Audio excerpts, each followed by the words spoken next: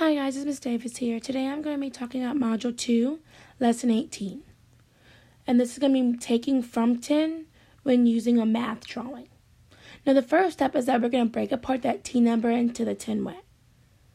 And we know that 11, the 10 way is 10, 1. And we're just going to show that by just writing it right off of the actual 11. So we're going to put 10, 1.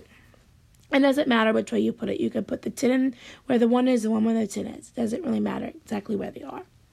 Then I'm going to draw those two parts. So I'm going to draw 10, and then I'm going to draw my 1. It's always easier if you draw your larger part first, and then you draw your smaller part. Then I'm going to box in 10. And now I'm going to take away 8 from this 10. Now, it's important that you're counting and you know what you're taking away, because it says minus 8, which lets us know that we're going to be taking away 8.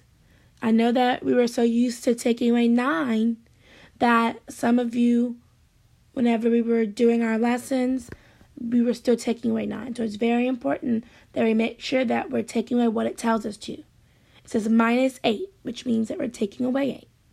Then we're going to circle what's left. Now look how many is left. 1, 2, 3.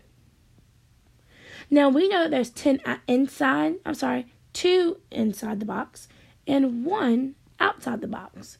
So that means 2 plus 1. Now we're going to write our 2 plus fact on our line. So we know that there's 2 in the box plus 1 outside the box, which is 3. 2 plus 1 equals 3. Which is our answer. 11 minus 8 equals 3. Alright guys, that's it for this video.